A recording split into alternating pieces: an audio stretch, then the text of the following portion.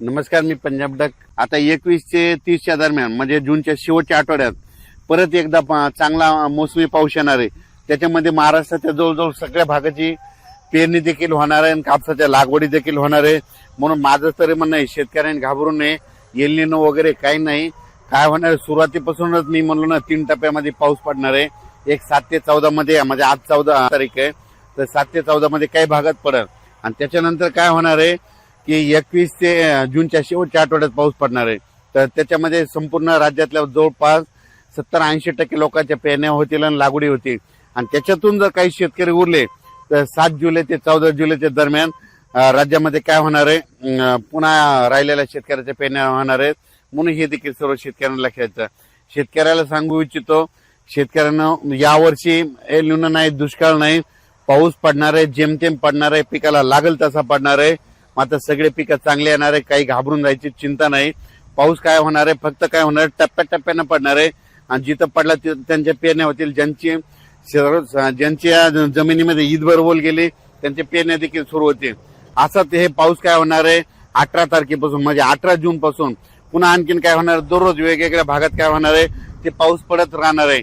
आणि ज्यांच्याकडे जास्त पाऊस होईल ते मग ते शेतकरी पेरणीचा निर्णय घेतील.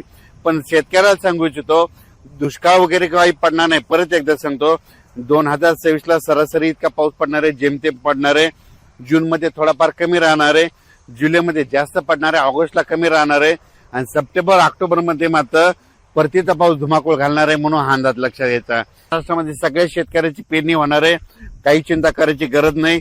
एल निनो नसता, काही नसतं. तुम्हाला सांगू इच्छितो, दरवर्षी काय झालं, निसर्ग 22 दिवस पुढे सरकला, थंडी 22 दिवस पुढे सरकेली, उन्हाळा 22 दिवस पुढे सरकेला आणि पावसाळा 22 दिवस पुढे सरकेला.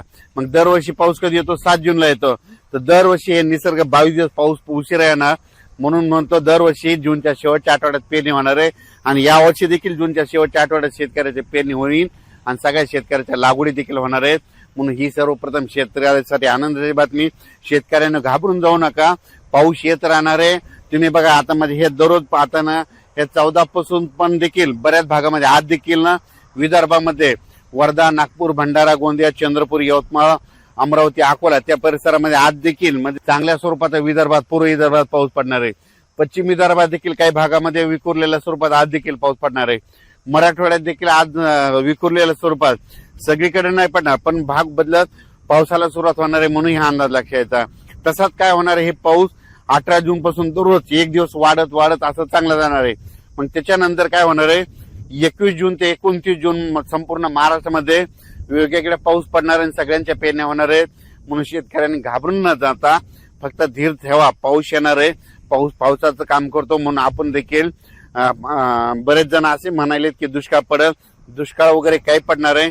तुम्ही बघा, जूनच्या अखेर, जूनच्या आपण 1 जुलैला काय करू, परत एक अंदाज देऊ, संपूर्ण पेरण्या झालेले दिसतील. पण शेतकऱ्याला सांगायचं होतं, घाबरून जायचं कारण नाही. ओल जमिनीमध्ये ईदभर ओल गेल्याच्या नंतर तुम्ही तुमचा पेरणीचा निर्णय घ्या. आजच्यात एक मेसेज दिला जाईल. पण शेतकऱ्याला सांगू इच्छितो की पेरण्या 3 टप्प्यात होणार. पहिल्यापासून मी म्हणतो की 7 ते 14 मध्ये एक टप्पा राहील. त्याच्यानंतर आता जे दुसरा टप्पा आहे ते 21 जून ते 30 जूनच्या दरम्यान एक पेरणीचा टप्पा राहणार आहे. म्हणून शेतकऱ्यांना जूनच्या शेवटच्या आठवड्यात पेरणी लागणार आहे. म्हणून हे अंदाज लक्षात द्यायचा आणि आपण आपली तयारी ठेवायची. आणि त्याच्यामधून समजा जूनच्या शेवटच्या आठवड्यामध्ये काही ठिकाणी डिझेल नाही भेटलं, ट्रॅक्टर नाही भेटले, कोणाच्या शेतामध्ये वापसा नसली, तर त्यांना 10 जुलै ते 15 जुलैमध्ये जे पाऊस पडेल मग त्याच्यामध्ये शेतकऱ्याच्या पेरण्या होणार आहे. म्हणून शेतकऱ्यांना घाबरू नका. यावर्षी चांगला पाऊस पडणार आहे, शेतकरी मालामाल होणार आहेत. म्हणून ही सर्वप्रथम शेतकऱ्यासाठी आनंदाची बातमी.